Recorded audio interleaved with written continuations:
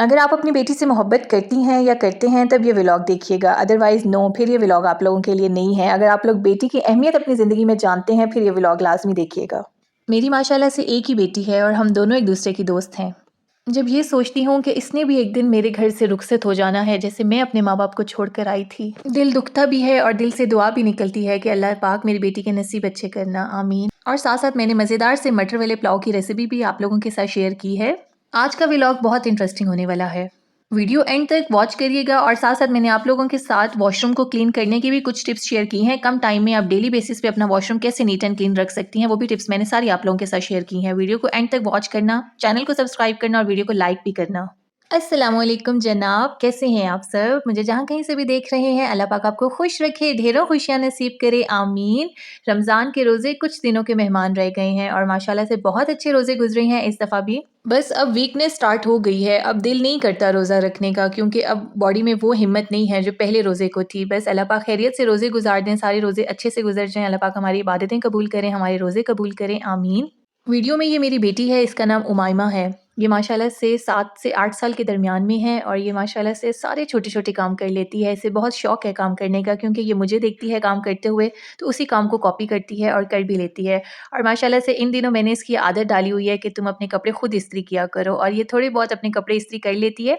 बहुत अच्छे तो नहीं करती, बट अभी स्टार्टिंग में है तो कर लेती है। और मेरी भी यही कोशिश होती है कि ये छोटे-छोटे घर के काम सीखे, क्योंकि हम बेशक जितने मर्ज़ी अमीर घर में चले जाएँ या बहुत हाई क्लास घर में भी चले जाएँ, ये नहीं मैं मिडिल क्लास लोगों की बात नहीं कर रही, हाई क्लास घरों में भी चले जाएँ, वहाँ पे भी कुछ ना कुछ ऐसे काम होते हैं जो ख़वातीन खुद करती हैं। क्यों ना हम अपनी बेटियों को बचपन से ही आदत बनाएँ, उनकी आदत डालें कि आपने भी अपने छोटे-छोटे काम खुद ही करने हैं।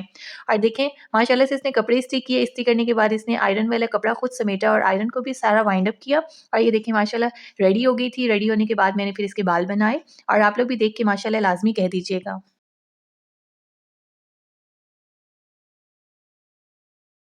अच्छा जी, चलें गेट रेडी विद मी भी कर लेते हैं। आज मैंने शॉकिंग पिंक कलर का सूट पहना था, बहुत प्यारा लग रहा था ये सूट। आप इसकी डिटेलिंग देख सकते हैं, इसके चॉक्स पर लेस लगी हुई थी और इसके गले पर भी और बाजू पर भी हल्की-सी, और दुपट्टे पे भी बड़ी खूबसूरत सी मैंने लेस लगवाई थी। जुमे का दिन था जिस दिन का ये व्लॉग था, तो मैंने कहा चलें जुमे की नमाज़ भी पढ़ लूँ। क्या पता ये हमारा अलविदा आखिरी जुमा हो, अगले जुमे को ईद हो। जुमे की नमाज़ पढ़ के मैंने अल्लाह ताला से ढेरों ढेर दुआएँ माँगी, बहुत सारी दुआएँ माँगी, अल्लाह पाक से अपने दिल की सारी बातें की। आप लोग भी दुआ करिएगा, जो दुआएँ मैंने अल्लाह पाक से माँगी, अल्लाह पाक मेरी वो सारी दुआएँ कबूल करें, आमीन। अच्छा, मेरी पूरी कोशिश होती है कि मैं अपनी बेटी को अपने साथ नमाज़ पढ़ाऊँ। जब देखें मैंने नमाज़ पढ़ना शुरू की, मैं नमाज़ पढ़ चुकी थी, तो ये भी स्कार्फ़ करके आ गई थी कि मामा मैंने भी नमाज़ पढ़नी है। जब मैं नमाज़ पढ़ चुकी थी और उमाइमा नमाज़ पढ़ रही थी, तो मेरा बेटा शायान उठ गया था और देखिए मेरी गोद में आके बैठ गया था। अगर आप खुद नमाज़ पढ़ती हैं तो बहुत अच्छी बात है, पढ़ा करें और साथ अपनी बेटी को और बेटे को सबको नमाज़ पे लगाया करें। जो काम आप करेंगी, आपको देखकर वही काम आपके बच्चे भी करेंगे। इसलिए मेरी कोशिश होती है मैं भी नमाज़ पढ़ूँ और साथ-साथ मेरे बच्चे भी नमाज़ पढ़ें। स्पेशली उमाइमा को मैं अपने साथ लाज़मी लगाती हूँ। बेटा मेरा समटाइम्स जाता है नमाज़ मस्जिद में पढ़ने और समटाइम्स घर में ही पढ़ लेता है। और जी, अब मैं आ गई थी अफ्तारी टाइम मैंने बनाया था मज़ेदार सा मटर वाला पुलाव। बेटियाँ बहुत नाज़ुक होती हैं, बहुत ज़्यादा हसास भी होती हैं, और मैं कहती हूँ बेटियों से ज़्यादा मोहब्बत करनी चाहिए। हमारे माशरे में बेटों से ज़्यादा मोहब्बत की जाती है, पर मेरा ये ख़्याल है कि बेटी से ज़्यादा मोहब्बत करनी चाहिए, क्योंकि बेटी तो मेहमान है। बेटी ने आज नहीं तो कल चले जाना है अपने माँ-बाप के घर से। आप भी कहेंगे कि ये इतनी दूर की बात कर रही है, अभी तो इसकी बेटी बहुत छोटी है। तो मेरे ज़हन में ये ख़्यालात आते हैं, क्योंकि देखिए मैं भी तो शादी होकर आई हूँ, मैंने भी घर के सारे काम किए हैं, मैं भी बहुत लाडली थी, मैं कुछ भी नहीं करती थी। मेरी बेटी भी नो डाउट बहुत लाडली है, बट मैं इसे छोटे-छोटे कामों पर अपने साथ लगाती हूँ, इसे बताती हूँ कि ये काम ऐसे करना है, ये काम ऐसे करना है, और इसकी अब दिलचस्पी भी बन रही है काम करने में। साल डेढ़ हो गया है, मैं नोट करती हूँ कि जो काम मैं करती हूँ, वो भी इसी काम को कॉपी करती है और मुझे देख के बड़ी खुशी होती है कि चलो मेरी तरबियत में ये भी ये सीख रही है साथ-साथ। मैंने अपनी लास्ट वीडियो में आप लोगों के साथ शेयर किया था कि मैंने प्याज़, टमाटर और अदरक, लहसुन को फ्रीज़ करके रखा है, तो मैंने इस पुलाव की रेसिपी में वही प्याज़ इस्तेमाल किए हैं, और मैंने आपको दिखाया था कि मैंने मटर भी फ्रीज़ किए हैं, मैंने वही मटर इस रेसिपी में यूज़ किए हैं, और अदरक लहसुन का पेस्ट भी मैंने वही यूज़ किया है।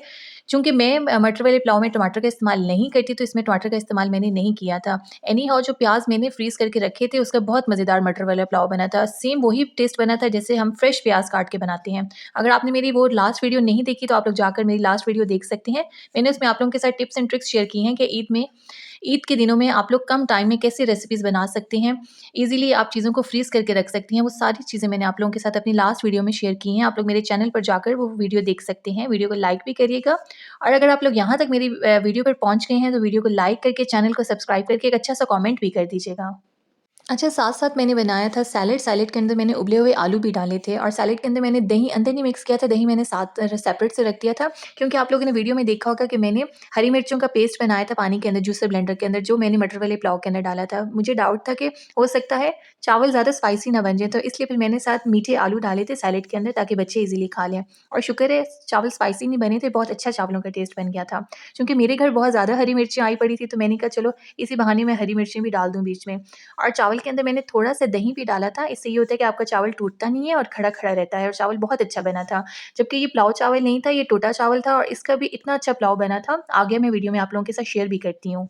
इस टिप को आप लोग भी फ़ॉलो कर सकते हैं। जब भी आप पुलाव बनाएँ, चावल डालने से पहले बीच में थोड़ा-सा दही डाल दें। अगर दही नहीं है तो थोड़ा-सा व्हाइट सिरका डाल दें। इससे सिरके से भी ये है कि आपके चावल गिरते नहीं हैं, चावल टूटता नहीं है और पानी का अंदाज़ा आप लोगों ने लाज़मी रखना है। अगर आप लोग 1.5 कप चावल का डाल रहे हैं तो आप लोगों ने 3 कप पानी का कर देना है, इससे ज़्यादा नहीं करना। जितने चावल हैं, अगर आप लोग चावल अंदाज़े से डाला करें। अगर 1.5 कप चावल है तो 1.5 कप पानी का ही डालें। चावल का अंदाज़ा एक बर्तन से रखा करें, उसी बर्तन से फिर आप पानी का भी अंदाज़ा रखा करें। यहाँ पे जी मैं साथ-साथ बना रही थी मज़ेदार सा सैलेड।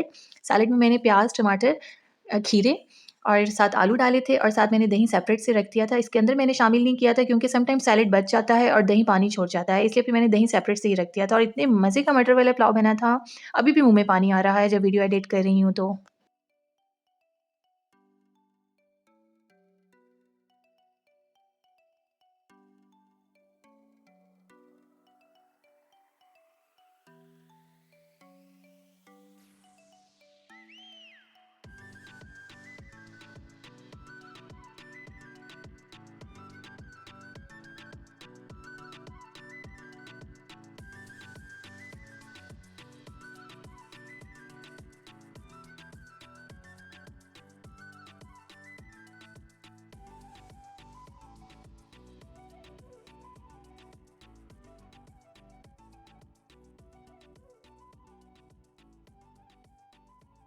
अच्छा, मेरी ये आदत बहुत पुरानी है कि मैं चूल्हे को साथ-साथ बहुत ज़्यादा साफ़ रखती हूँ। कुकिंग के दौरान भी साफ़ रखती हूँ और कुकिंग के बाद भी साफ़ रखती हूँ। अभी जब मैंने चावल डाले तो थोड़े से पानी की छींटें चूल्हे पे लग गई थी, जो कि मैंने फ़ौरन से साफ़ की और आज हमारे नेबर्स के घर से भी चिकन वाला पुलाव आया था। मैंने कहा आज 2-2 पुलाव हो गए और देखिए मैंने आलू बीच में मिक्स कर दिए थे। आलू वैसे मैंने पानी से धोए थे, फिर भी उसमें से थोड़ा-सा धुआँ निकल रहा था। ये गरम आलू नहीं थे, वैसे इसमें से धुआँ निकल रहा था क्योंकि बिल्कुल बॉयल हुए हुए थे और साथ ही मैंने सैलेड के अंदर मिक्स कर दिए थे। मैंने इसके अंदर नमक ऐड किया था और इतना अच्छा सैलेड ये बन गया था और साथ-साथ मैंने दही भी रखा था और साथ मज़ेदार सा ये पुलाव था। आप लोग पुलाव के फाइनल लुक देख सकते हैं, एक-एक चावल खड़ा हुआ है और ये टिप आप लोग इस्तेमाल करिएगा। अगर टोटा चावल का आप लोग पुलाव बनाएँ तो बीच में दही जितना मैंने शामिल किया है, दही नहीं है तो सिरका लाज़मी शामिल करिएगा। इससे ये है कि चावल गिरता नहीं है, टूटता नहीं है और साथ जुड़ता भी नहीं है। जैसे कि मैं आपको अपनी हर वीडियो में बताती हूँ कि आप इफ्तारी टाइम तली हुई चीज़ें मत खाएँ, जिससे आपका वेट गेन होता है। डायरेक्ट आप लोग अगर खाने से स्टार्ट लेंगे तो फिर आपका वेट कभी भी गेन नहीं होगा और हेल्दी फूड भी आप लोग खा लेंगे। तली हुई चीज़ें जितनी भी हो जाएँ, रोल, समोसे वगैरह, ईच एंड एवरीथिंग, पकौड़े, ये हमारी सेहत के लिए बिल्कुल भी अच्छे नहीं हैं। चलें जी, अब डायरेक्ट मैं आ गई हूँ बाथरूम की तरफ। सबसे पहली टिप जो आप लोगों ने फ़ॉलो करनी है, बाथरूम के बाहर एक मैट लाज़मी रखें जो पानी सोक करे। स्पेशली वो वाला मैट जो स्लिप ना हो, जैसे कि आप लोग वीडियो में देख सकते हैं, ये मैट स्लिप वाला नहीं है क्योंकि बाथरूम के बाहर आप लोगों ने वो मैट बिल्कुल भी नहीं रखना जो स्लिप हो, इससे आप लोग गिर सकते हैं और मैट के ऊपर वो वाले स्लीपर आपने रखने हैं जो आप लोग बाथरूम में जाने के लिए इस्तेमाल करें। एक ऐसे स्लीपर्स आप लोग बाथरूम के बाहर रख लें जो स्पेशली बाथरूम के लिए ही हों और पता नहीं यहाँ पे वीडियो क्यों थोड़ी-सी ब्लर हो गई थी, अब वीडियो ठीक हो जाएगी आगे जाके। और ये आप लोगों ने एक चीज़ का ख़्याल रखना है, बाथरूम के बाहर वो स्लीपर लाज़मी रखें जो बाथरूम के लिए इस्तेमाल हों। बच्चों की भी ये हैबिट बनाएँ कि बाथरूम के अंदर वही स्लीपर पहन के जाने हैं जो बाथरूम के बाहर पड़े हैं। जो स्लीपर आप लोग घर में पहनती हैं वो बाथरूम के बाहर उतारने हैं। ये एक अच्छी हैबिट है। और थर्डली आपने ये हैबिट भी अडॉप्ट करनी है कि डेली बेसिस पे 1 बकेट भरकर, 1 बाल्टी भरकर या आधी बाल्टी भरकर आप लोगों ने बाथरूम में लाज़मी गिरानी है 2 से 3 दफ़ा। इससे ये है कि आपके बाथरूम में जो एक्स्ट्रा स्मेल होती है वो ख़त्म हो जाती है। और फोर्थली आप लोगों ने ये टिप भी फ़ॉलो करनी है कि बाथरूम में एक छोटा-सा वाइपर लाज़मी रखें। जब भी आप बाथरूम में पानी गिराएँ तो वाइपर लगा दें, इससे ये है कि बाथरूम बिल्कुल नीट एंड क्लीन रहेगा। मेरी ये 4 टिप्स डेली बेसिस पर हैं जिनको मैं बाथरूम के लिए यूज़ करती हूँ और यकीन करें ना तो मेरे वॉशरूम से स्मेल आती है और ना ही जो जूतों के निशान हैं वो बाहर आते हैं और बाथरूम भी क्लीन रहता है और बाहर वाला फ़र्श भी क्लीन रहता है। एज़ अ हाउसवाइफ़ मैं आपको 100% श्योर होके कह रही हूँ कि अगर आप ये 4 हैबिट्स अडॉप्ट कर लेंगी तो आप यकीन करें आपका टाइम भी बच जाएगा और आपका वॉशरूम भी क्लीन रहेगा। मुझे आप कमेंट्स में अपनी राय का इज़हार भी कर सकती हैं। क्या ये हैबिट्स ठीक हैं जो मैंने अडॉप्ट की हुई हैं?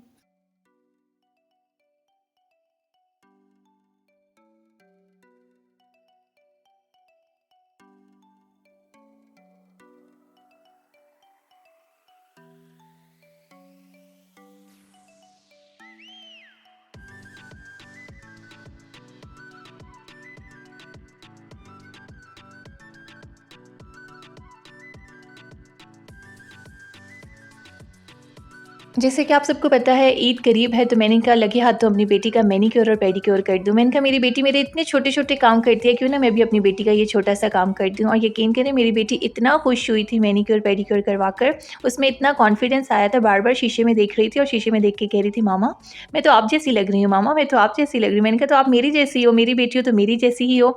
तो ये छोटी-छोटी हैबिट्स होती हैं बच्चों को इस तरह, अगर हम थोड़ा-सा पैम्पर करेंगे, बच्चों का हम थोड़ा-सा ख्याल रखेंगे तो बच्चे बहुत ज़्यादा खुश हो जाएँगे।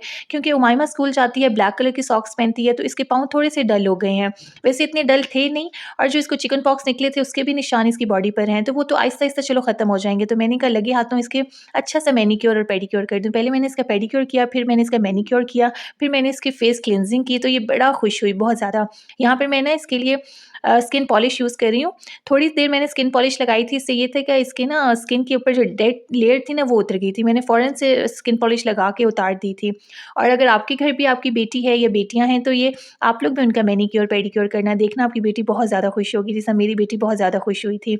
और मुझे इतना प्यार कर रही थी मैनीक्योर, पेडीक्योर करवाने के बाद, और मुझे इतना अच्छा लगा ना जब इसने मुझे कहा कि मामा मेरा हो गया, आएँ बैठिए मैं आपका करती हूँ। तो मैंने इससे कहा नहीं बेटा मैं खुद कर लूँगी। तो मैंने वैसे तो अपने बेटे का भी मैनी-पेडी किया था, उसकी मैंने वीडियो आप लोगों के साथ शेयर नहीं की क्योंकि उसको अच्छा नहीं लग रहा था। तो मैंने फिर अपनी बेटी की वीडियो आप लोगों के साथ शेयर की है। आप लोग वीडियो में देख सकते हैं, मैंने सिंपल क्लींजिंग मिल्क ली थी और साथ-साथ मैंने स्किन पॉलिश ली थी और साथ गर्म पानी लिया था, नीम गर्म पानी था, उसके अंदर मैंने शैम्पू मिलाया था, उसी में इसके हाथ और पाँव मैंने सोक किए थे। हाथ के लिए मैंने अलग पानी लिया था और पाँव वाला जो पानी था वो मैंने फेंक दिया था। जब हाथों की बारी आई थी तब मैंने उसके लिए अलग से पानी लिया था। और आप लोग मेरी इस वीडियो को देखकर बताइएगा कौन-कौन इस बात से रिलेट करता है कि बेटियाँ जिस घर में होती हैं उस घर में रहमत होती है, और बेटियों से मोहब्बत करने से अल्लाह पाक बहुत ज़्यादा खुश होते हैं। तो मेरी भी छोटी-छोटी ये कोशिश होती हैं जिससे मेरा दिल करता है कि मैं अपनी बेटी का ख़्याल करूँ, अपनी बेटी से प्यार करूँ, मेरी बेटी में कॉन्फिडेंस आए। तो मैंने भी आज की वीडियो में आप लोगों के साथ कुछ इसी तरह की ही बातें शेयर की हैं, जिससे आपकी बेटियों में कॉन्फिडेंस आएगा और आपकी बेटियाँ आने वाले टाइम में अच्छी बेटी बनेगी। और आप कुछ हैबिट्स मैंने आप लोगों के साथ ये भी शेयर की हैं, जिससे आप लोगों की बेटियों की तरबियत में अच्छी तरबियत में इज़ाफ़ा होगा। मेरी इस वीडियो से आप लोगों ने अगर कुछ भी सीखा है, तो मुझे कमेंट्स में लाज़मी बताइएगा। मिलूँगी अपनी नेक्स्ट वीडियो में, तब तक मुझे दें इजाज़त। अल्लाह हाफ़िज़। Bye bye.